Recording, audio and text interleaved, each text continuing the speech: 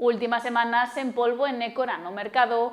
O 1 de xullo levántase a veda, algo que o sector agarda con gañas para ter máis alternativas. 2 meses e 11 días en que o polvo se comercialice nas lonxas de Galicia. A parada biolóxica de abril máis a veda fixada para maio e xuño está a piques de rematar. É o primeiro ano que se desenvolve esta medida coa que se busca recuperar o rei do cefalópodo en augas galegas e parece que está a haber máis recurso no mar. O estreo son as outras artes que están traballando no mar, tema de vetas e miños ou clase de aparellos. Nos deducimos máis ou menos se hai algo ou non pola cantidade de pulpos que veñen en esas artes, non? Sabemos que sí, que algún se está tomando, que se está vendo bastante pulpo, pode ser bastante, que se está tirando ao mar. Entonces, claro, aí deducimos que sí, que algún pulpo vai haber, non?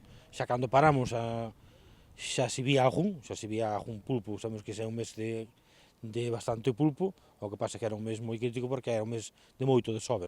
O sector agarda a reapertura desta especie xa que as alternativas que teñen os profesionais nesta época de parón son moi poucas.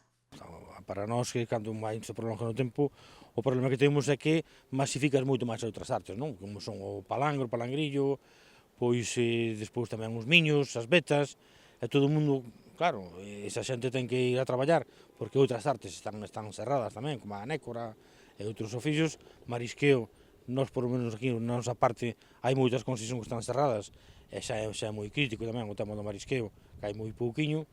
Entón, claro, aí repercute moitísimo, non? Pero, bueno, contemos que esta parada, pues, para ser o primeiro estudio, para que vexamos a ver como dá resultado, pues, que deu o seu fruto, non? Que parece que sí.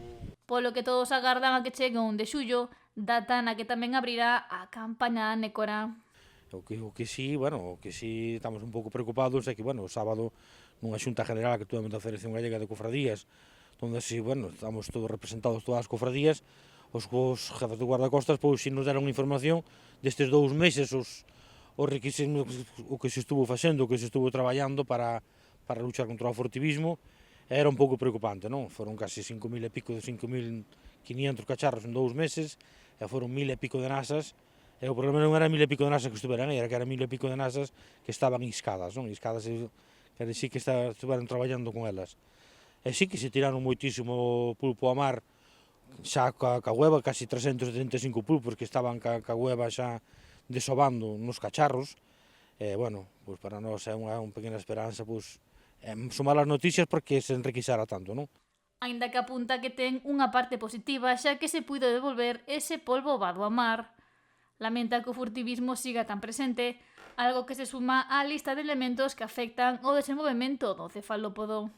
Pasa que tamén nos podemos, xa non digo que sea certo non, podemos nos equivocar nas fechas que fixamos as paradas, o cambio climático afectoulle moitísimo ao pulpo, e xa ahora casi desova todo o ano, antes tiñan aqueles meses para desovar, agora todo o ano vemos cría de pulpo moi pequeniña, vese que están desobando seguido, non é como antes.